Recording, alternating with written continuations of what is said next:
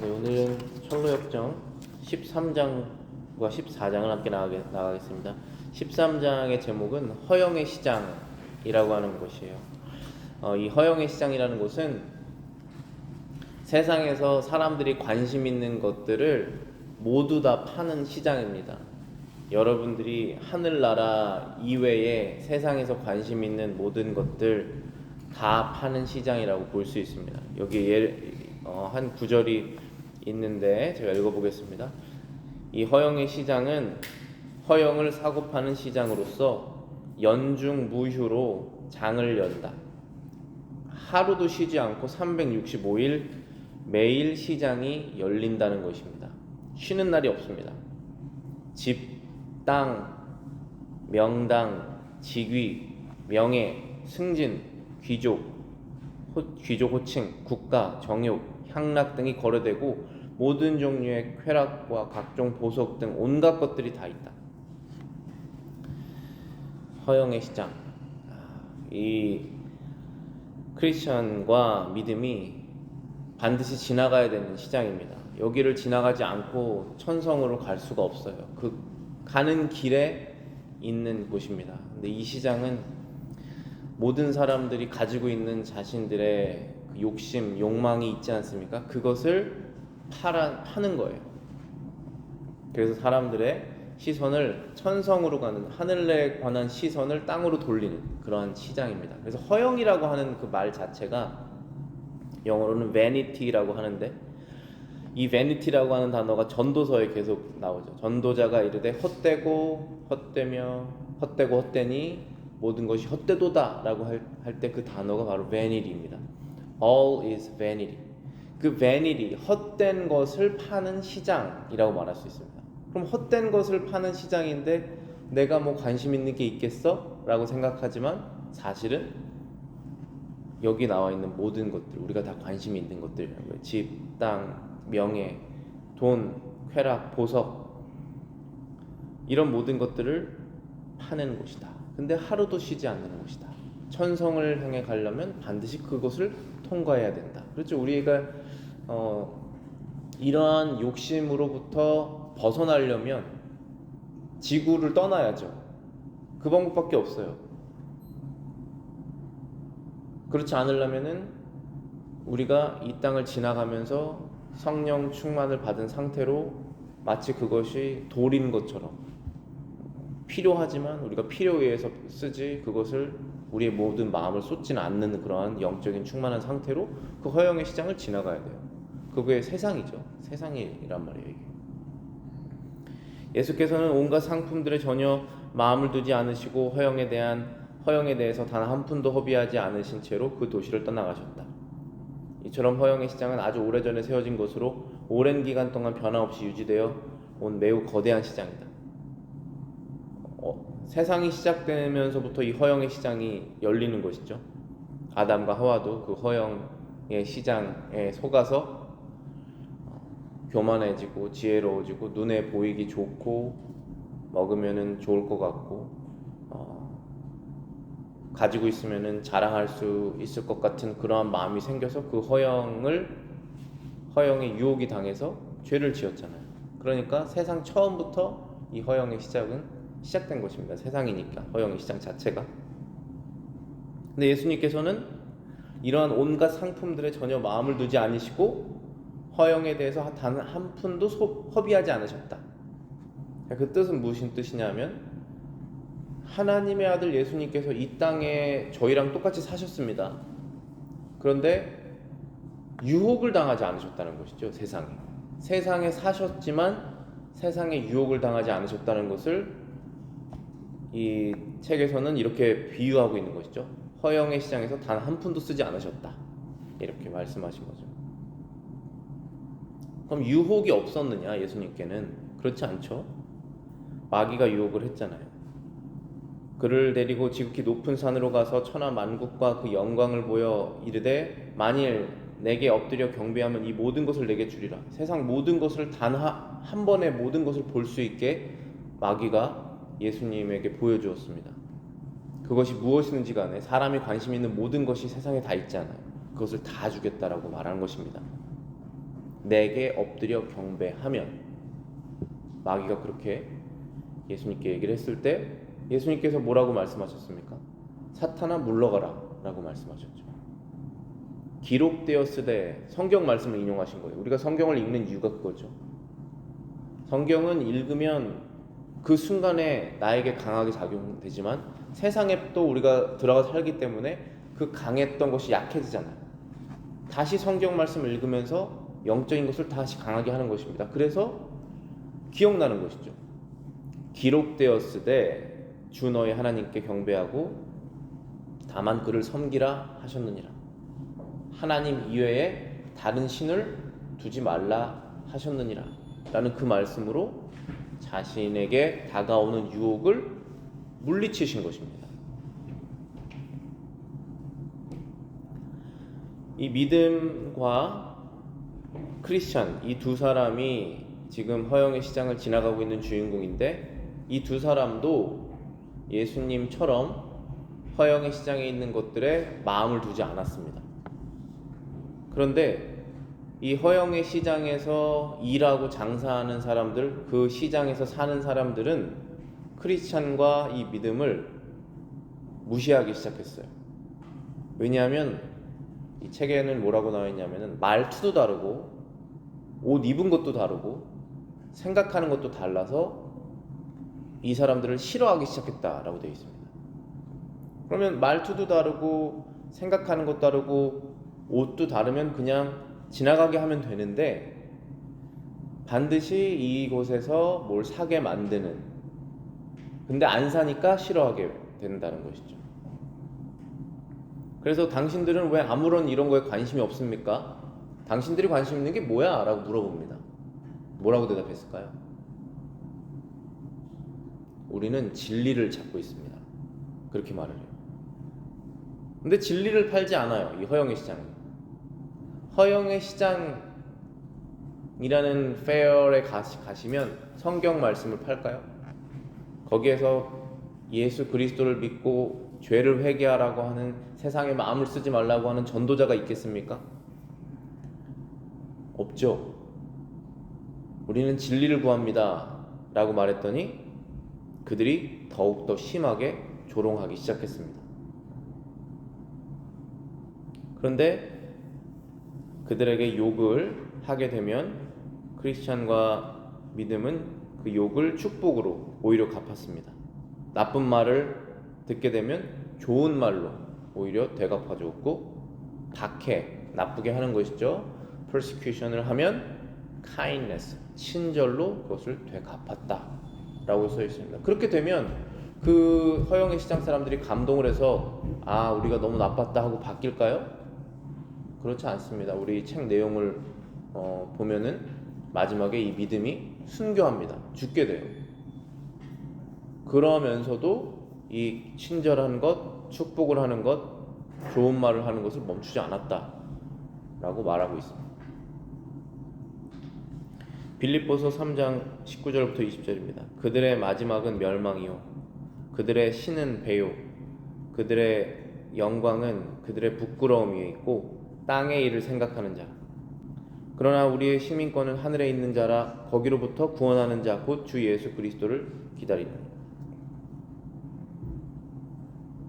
그들의 멸망, 마침은 멸망이다. 그들의 신은 배고 그들의 영광은 부끄러움이고 언제나 땅의 일을 생각하는 자라. 그러나 우리의 시민권은 하늘에 있는지라, 거기로부터 오시는 예수님을 기다린다라고 했습니다. 그래서 이 크리스찬과 이 믿음이 이 허영의 시장을 지나가면서 계속 유혹을 받고 경멸을 받고 할 때 계속 하늘을 바라봐요. 우리가 갈 곳은 저기지, 여기 허영의 시장이 아니지 라고 이렇게 말합니다. 그러다 이제 결국 재판이 열려요. 이 허영의 시장에서 이 크리스찬과 믿음이라는 사람이 잘못된 사람인지 착한 사람인지 재판을 합시다. 그래서 재판을 여는데 그 재판장의 이름이 혐오, 그러니까 선한 것을 싫어하는 사람이라고 돼 있어요. 너무 아이러니한 거죠. 선한 것을 추구해야 되는 재판장이 오히려 선한 것을 싫어하는 사람이고, 증인이 나왔는데 그 증인의 이름이 세 명의 증인의 이름이 써 있습니다. 시기, 미신, 아첨이라고 하는 이름의 세 명의 증인이 나오게 됩니다. 시기가 얘기를 해요.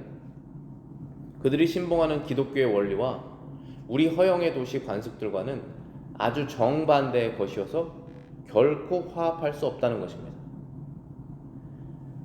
증인이 증거를 하는 거예요. 지금 크리스천과 믿음이라는 사람이 믿는 기독교의 원리는 우리 허영의 도시 이 세상 관습하고는 전혀 달라서 둘이 합해질 수 없다라고 말하는데, 합해질 수 있지 않습니까? 라고 말하는 것이죠. 그런데 크리스천하고 믿음은 절대 합해질 수가 없다 라고 해서 재판에 넘겨진 것입니다. 미신이라는 사람은 이렇게 컴플레인을 해요. 우리 종교는 아주 무가치한 것으로 하나님을 기쁘시게 할 수 없다는 것입니다. 그러니까 이 미신이라는 사람도 허영의 시장에 살면서 자기만의 종교가 있어요. 자기만의 종교심이 있습니다. 열심히 어떤 종교 행위를 해서 사업이 잘 되든지 뭔가를 추구합니다. 그런데 이 크리스천과 믿음이 말하기를 그런 종교는 하나님을 기쁘시게 할 수 없다 라고 얘기했다는 것이죠. 여기에서 아첨이 또 말합니다. 그 자는 우리의 고귀한 대왕이신 바알세부를 비방했고 존경할 만한 친구들인 옛사람, 음란, 사치, 허영, 세욕, 탐욕 등을 비롯한 여러 귀족들을 경멸하는 말을 했습니다. 아첨이 이렇게 얘기를 하는 거예요. 우리가 경배하는 신인 바알세부를 세상의 왕이죠. 그런데 이들을 크리스찬과 믿음이 비난했다는 것입니다. 그리고 이 아첨이 존경하는 사람들인 옛사람, 음란, 사치, 허영, 세욕, 탐욕 이러한 여러 귀족들을 경멸하는 말을 크리스찬과 믿음이 하였다 라고 재판에서 증거를 하는 것입니다. 그때 이 믿음이라는 사람이 이렇게 재판을 받을 때 이런 말을 합니다. 저는 세상의 어떠한 법률이나 규칙 또는 관습이라도 하나님의 말씀에 어긋나는 것은 기독교 정신에 어긋나는 것이라는 말 이외에 결코 다른 것을 말한 적이 없습니다. 하나님을 경배하기 위해서는 신성한 믿음이 필요하며 그것을 얻기 위해서는 하나님의 뜻을 보여주는 신성한 계시가 있어야 합니다. 그러므로 무엇이든지 하나님의 신성한 계시에 부합하지 않는 것을 믿으면서 하나님을 경배한다는 것은 단지 인간적인 신앙에 불과할 뿐 영생의 은혜를 얻는 참된 신앙이 아닙니다.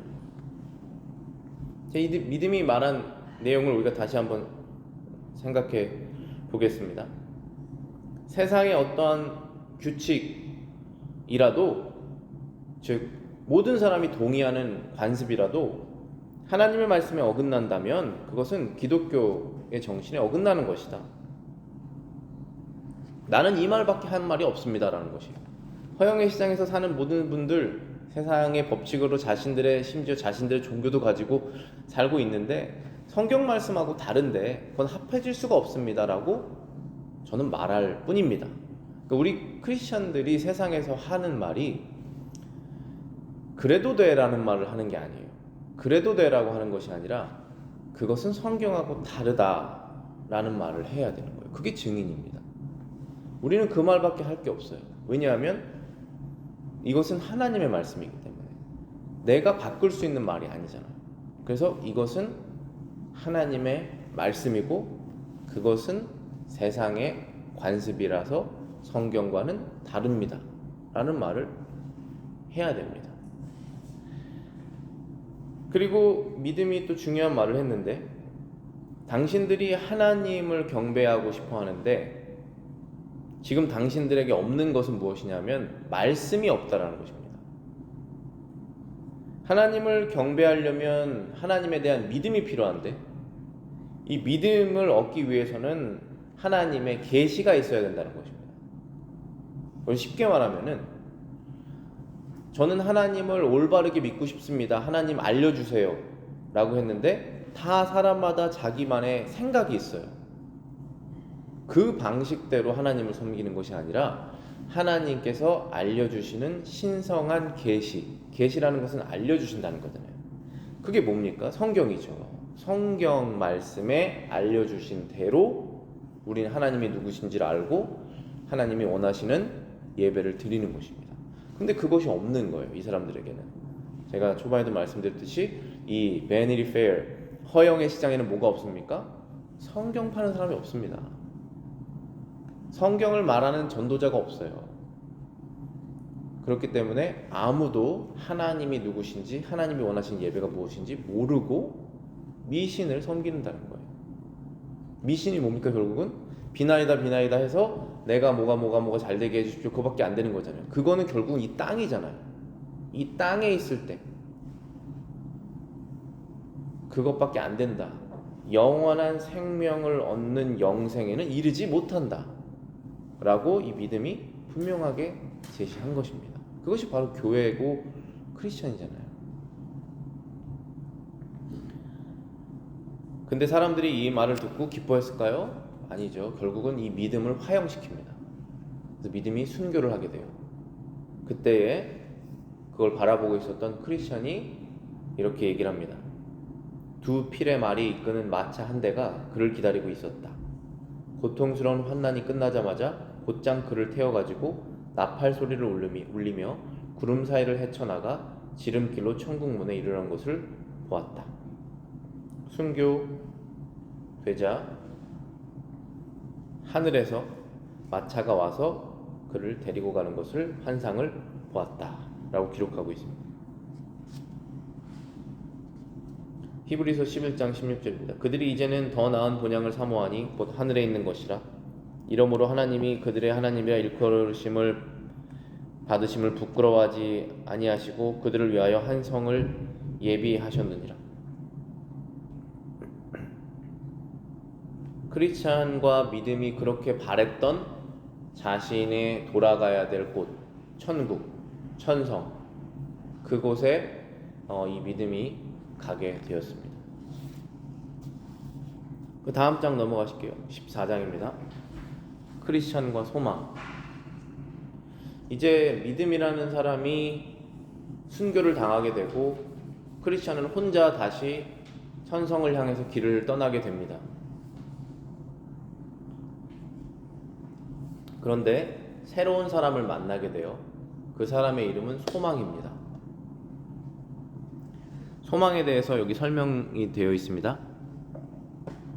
그는 허영의 시장에서 크리스천과 믿음이 극심한 고통 가운데서도 꿋꿋한 언행으로 이를 극복하는 태도를 지켜보고 감동을 받아서 스스로 소망이라는 이름을 짓고 형제로서 언약을 맺은 다음 그와 동행하기를 요청한 사람이었다. 이렇게 해서 하나님의 진리를 증거하기 위해서 한 사람이 죽자 또 다른 한 사람이 그 죄 가운데 일어나 크리스천의 순례길에 동행하게 되었다. 소망은 또한 머지않아 허영의 도시의 많은 사람들이 천국을 향한 순례의 길에 나서게 될 거라고 말했다.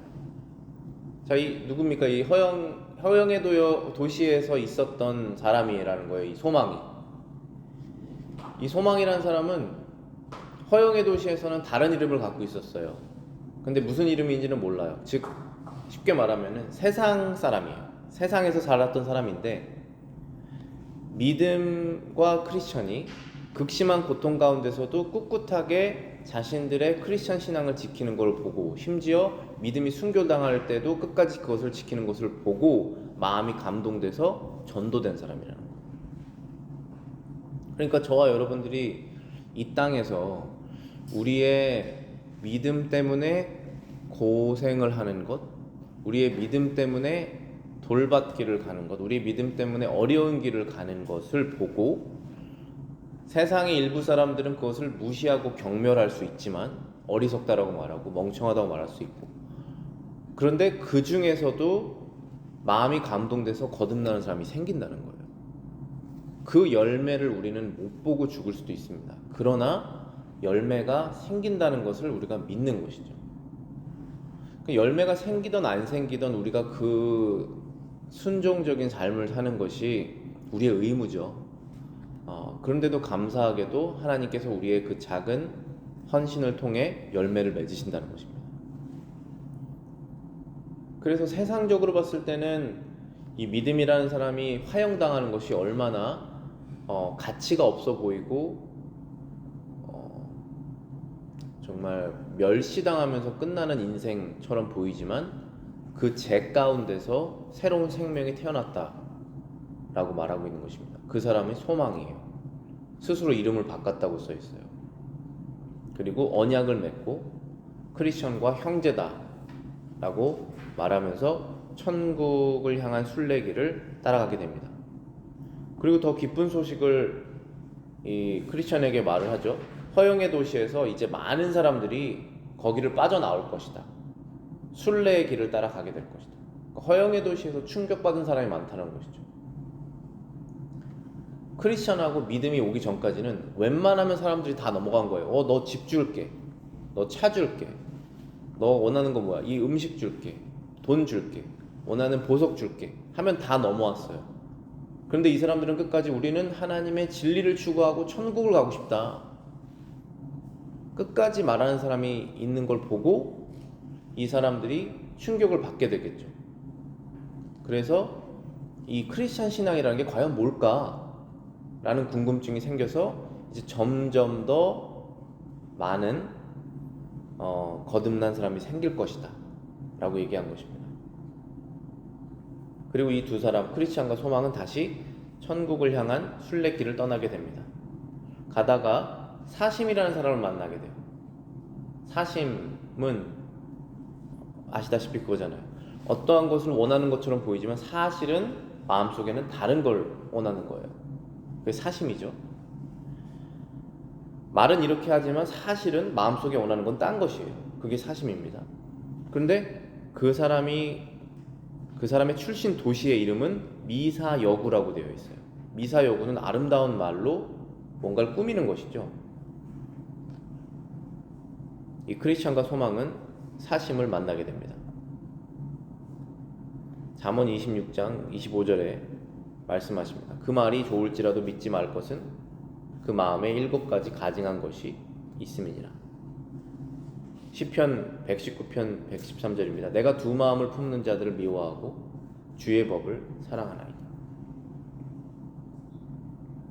하나님께서 원하시는 것은 우리가 한 마음을 품고 하나님께 충성하는 것이고, 사심이 있는 사람들 마음속에는 여러 가지 가증한 것이 있고 겉으로는 좋은 말을 한다라는 것입니다. 우리가 그런 것에 주의해야 되고, 우리가 또 그렇게 되지 않도록 성령의 충만을 받아 충성된 마음을 하나님께 드려야겠죠. 근데 이 사심이란 사람과 크리스천하고 소망이 전혀 다른 생각을 갖고 있어요. 사심이 이렇게 말합니다. 우리는 아주 사소한 차이만 있습니다. 당신들이 믿는 신앙과 내 신앙은 아주 사소한 차이인데, 첫째는 우리는 시대적인 사조와 흐름에 결코 역행하는 법이 없습니다. 둘째는 우리는 종교가 순탄한 길을 가며 명예롭게 빛날 때에는 늘 열심히 종교를 믿곤 합니다. 또 태양이 밝게 비치고 사람들이 주님을 찬양할 때는 주님과 동행하는 것을 무척 좋아합니다. 자, 이 사심이 말하는 내용이 쉽게 말해서 아무런 어려움이 없을 때 나는 교회를 다닌다, 이거예요. 아무런 어려움이 없을 때 나는 예수님을 따른다. 그런데 세상이 바뀌어서 교회를 가는 것, 주님을 따르는 것이 어려워지면 그때는 안 따른다. 그리고 다시 쉬워지면 그때 다시 따른다. 이렇게 말한 거예요. 근데 그것을 아무런 양심의 가책 없이 그것이 지혜로운 방법이라고 얘기를 하는 사람이에요. 이게 사심이에요. 그런데 크리스천이 이렇게 말합니다.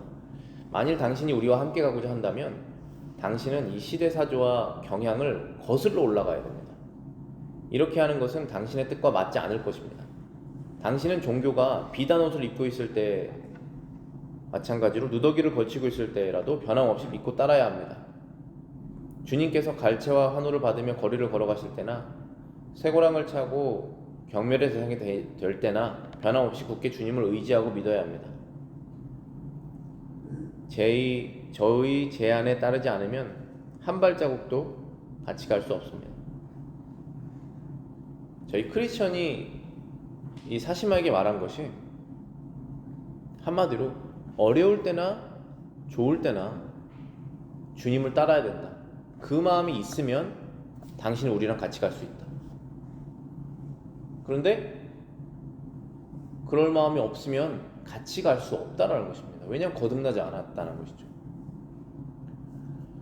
주님을 따르면 이러한 혜택이 따라온다. 그러면 따르겠다라는 것이고, 주님을 따르면 이러한 어려움이 있을 것이다. 그럼 안 따른다는 것이죠. 근데 우리 크리스찬은 주님이 가시는 곳에 어느 곳이든 우리는 가겠다라는 것이잖아요. 주님이 고난을 당하신 길에 우리도 같이 고난을 당하고 주님께서 마지막에 받으신 그 영광에 우리도 참여하기를 원하는 것이잖아요. 그러니까 이 사심은 주님을 따르는을 통해서 얻는 혜택들, 그것도 좋은 것들 때문에 주님을 따른다는 것이지, 주님을 사랑해서 따르는 사람은 아니라는 것입니다. 그게 다른 거예요. 해가 비치고 따뜻할 때는 그게 드러나지가 않아요. 누가 사심이 있고 누가 진정한 신앙이 있는지. 그런데 어려움이 찾아왔을 때 그때 드러나는 것이죠. 사심이 있었던 사람들은 떨어져 나가는 것이에요. 그리고 우리가 진정한 신앙인인데 마음속에 사심이 있을 수 있지 않습니까? 그것을 그 어려운 기간에 하나님께서 빼내시는 거예요. 그 사심을. 마치 기름이 빠져나가듯, 불을 뜨겁게 달구면 고기에 기름이 쭉 빠져나가듯 우리 마음속에 있는 사심이 빠져나가는 것이죠. 그래서 내 마음속에 주님을 따르는데 이러한 사심이 있었구나 라는 것을 깨닫게 되죠. 그 어려움을 통과하면서 이 사심은 버려야겠다. 주님 자체를 우리가 사랑하고 추구해야지 하고 가는 것이죠. 근데 이 사심이라는 사람은 아예 처음부터 나는 어려울 때는 안 따르겠다라고 말하는 사람이기 때문에 갈 수 없다, 같이 갈 수 없다 라고 얘기하는 것입니다. 교인들이 되신 분들도 사실 이렇게 똑같이 얘기를 해야 되는 것 같아요. 정식으로 교인이 되고 싶으시다 했을 때, 교회가 어려울 때나 아니면 좋을 때나 우리가 신앙적으로 핍박을 받을 때나 아니면은 잘 될 때나 계속 주님을 따를 마음이 있느냐, 교회에 충성할 마음이 있느냐. 또 개인적으로 말하면은 당신이 죄를 지었을 때 교회 리더십들이 그것은 회개해야 된다라고 그렇게 어려운 거잖아요. 그거 얘기했을 때 그것도 따를 마음이 있느냐. 그러면 그 따를 마음이 있습니다 하면 같이 가는 거고, 따를 마음이 없습니다 그럼 같이 가지 않는 거죠. 그게 사실 맞죠. 그거를 잘해야겠다는 생각이 들어요. 이 구절을 통해서. 그게 없으면 대충 넘어가면 좋을 때는 같이 가다가 이제 어려움 맞으면 다 떨어져 나가는 거죠. 사심이 이전부터 잘 알고 있었던 소꿉친구들, 세상 욕심, 돈 욕심, 구두쇠를 만났다. 이들은 폭력, 사기, 아첨, 거짓말을 사용하여 종교의 탈을 쓰는 행위를 통해 이득을 얻는 방법을 함께 배웠다. 세상 욕심이 이렇게 말합니다. 우리는 뱀처럼 지혜롭게 행동합시다. 성경 말씀을 이용해서 자신들의 행동을 변호하는 것입니다. 우리는 뱀처럼 지혜롭게 행동하자. 사심이 또 말합니다. 세상에서 행복과 부귀영화를 누릴 좋을 기회가 있는데 무슨 수를 써서라도 그것을 얻기 위해 최소한 겉으로 전에 관심 없던 종교의 몇 가지 요점들에 대해 비상한 열심을 보였다고 한다면 이러한 방법으로 자신의 목적을 달성하는 일이 잘못입니까? 혹은 올바르고 정당한 것입니까? 자, 이게 무슨 말이냐면 관심이 없었어요. 전혀. 성경 읽는 것도 관심이 없었고 교회에서 열심을 다하는 것도 관심이 없었고 주님을 따르는 것도 관심이 없었어요. 그런데 그렇게 하면 내가 원하는 걸 얻을 수 있다는 걸 알게 됐어요. 그래서 관심이 없지만 열심히 합니다. 그게 잘못된 거냐고 물어보는 거예요. 그러니까 우리도 아이들 성경 읽으라고 성경 다 읽으면 이런 상주께 이런 것도 하고 훈련도 시키는데 우리가 그 수준을 이제 넘어서잖아요. 어른이 되면. 그럼 뭐 상이 없어요. 성경을 읽는다고 해서 누가 나에게 상 주는 것도 아니고 교회에 충성한다고 해서 나한테 누가 없지 않습니까? 그런데 없어서 관심이 없어요. 어떤 사람이. 그런데 뭐를 하면 누가 100불을 준다더라. 그것 때문에 교회 와서 봉사를 열심히 했어요. 그게 잘못된 거냐라고 말하는 거예요, 지금. 이 사심이라는 사람이. 나는 교회 봉사도 관심이 없고 성경 읽는 것도 관심이 없고 주님을 따르는 것도 관심이 없는데 그렇게 하면 좋은 집에 이사 갈 수 있다고 하더라. 내가 원하는 장난감을 준다고 하더라. 이렇게 해서 열심을 냈다는 것입니다.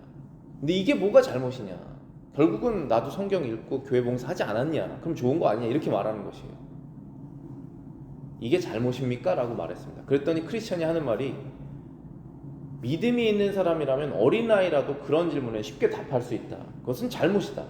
이렇게 얘기를 하는 거예요.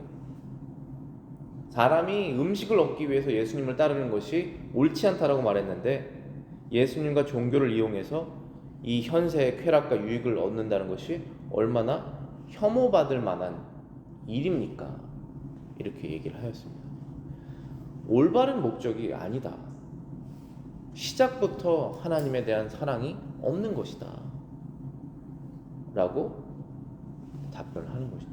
그런데 이 사심이라는 사람은 전혀 잘못된 것을 이해하지 못해요. 이게 왜 잘못이냐? 예수님께서 이렇게 말씀하시죠. 내가 진실로 진실로 너에게 이르노니 너희가 나를 찾는 것은 표적을 본 까닭이 아니요 떡을 먹고 배부른 까닭이로다. 예수님께서 수많은 사람들을 먹이셨는데 그냥 그 허기가 좀 없어질 정도로만 먹이신 것이 아니라 배가 너무 불러서 더 이상 못 먹을 정도로 먹이셨잖아요. 그래서 음식이 남았습니다. 근데 이 사람들은 그렇게 먹어본 적이 흔치 않을 거예요. 그래서 그 사람들이 예수님을 따르는 거예요. 근데 따르는 사람들을 보고 예수님께서 하시는 말이 너희들은 니네가 갖고 싶은 거를 가졌기 때문에 나를 따르는 것이다. 배가 불렀기 때문에 나를 따르는 것이다. 표적을 받기 때문에 따르는 것이 아니다. 표적에는 관심이 없어요. 표적에 관심이 있으려면 이거예요. 아, 저분은 누구시길래 물고기 2마리, 빵 5개로 이렇게 많은 사람을 먹이셨지? 저 표적을 행하신 분은 누구실까? 그리고 저 표적이 과연 어떻게 일어난 것일까? 를 관심이 있는 사람들이 참 신앙을 갖게 되는 것이에요. 근데 표적엔 관심이 없어요. 일단 배가 불렀으니까 저 사람 따르면 배는 부르겠구나 해서 따른다는 것이죠. 그러면 마귀가 자기의 능력으로 그 사람 또 배부르게 할 수 있잖아요. 그럼 거기에 따라가겠죠. 예수님께서 말씀하십니다. 너희들은 표적을 보고 내가 누군지를 궁금해하며 나를 따라야 한다 라고 말씀하신 것이죠. 그러니까 우리가 인생에서 하나님을 순종적으로 따를 때 우리의 인생에 많은 문제들이 해결됩니다. 그러면 우리는 어떻게 이걸 이해해야 되냐면은 내 인생에 이렇게 막혀있는 문제를 이렇게 해결해 주시는 그 하나님은 누구실까? 그분을 자체를 따르는 것이죠. 그러다 보면 문제도 해결이 되고 또 다른 문제가 찾아와서 나를 견고하게 만들기도 하고 하는 것입니다. 그러나 그 문제를 해결해 주시는 그 창조자, 구원자 하나님께서 나랑 늘 함께 하시는구나 사실을 기뻐하며 따라가는 것이죠. 사도행전 8장 18절 19절입니다. 시몬이 사도들의 안수로 성령 받은 것을 보고 돈을 들여 이르되 이 권능을 내게도 주어 누구든지 내가 안수하는 사람을 성령을 받게 하여 주소서 하니 베드로가 이렇게 말하죠. 내가 하나님의 선물을 돈 주고 살 줄로 생각하였느냐? 네가 좋아하는 그 은과 함께 망할 것이다. 이 시몬이라는 사람은 사람들이 성령 받는 것을 보고 이게 어떠한 그 신비한 능력이라는 것을 이제 알게 돼서 돈을 주고 그것을 자기도 능력을 사고 싶다는 거예요. 그랬더니 이제 베드로가 네가 좋아하는 돈과 함께 망할 것이다 이렇게 말하죠. 네, 오늘은 저희가 철로역정 13장하고 14장에 있는 내용을 가지고 하나님 말씀 많이 나눴는데요. 결국은 허영의 시장이라는 것은 이 세상이라는 거예요. 이 세상에서 우리가 그거를 통과해야지 천국에 들어갑니다. 근데 세상엔 각종 유혹이 있기 때문에 우리는 마음을 하늘을 바라보면서 나가야지 그 세상을 통과할 수가 있는 것이고, 크리스찬과 소망이 만났던 사심이란 사람, 세상 욕심이란 사람을 통해서 우리가 알 수 있는 것은 주님을 따르는 데 수많은 축복들을 얻지만 그 축복 자체만을 원해서 주님을 따르면은 결국은 사심을 갖게 된다는 것이죠. 주님 자체를 원해서 따르다 보면 여러 가지 축복을 얻게 된다는 것입니다. 기도하겠습니다.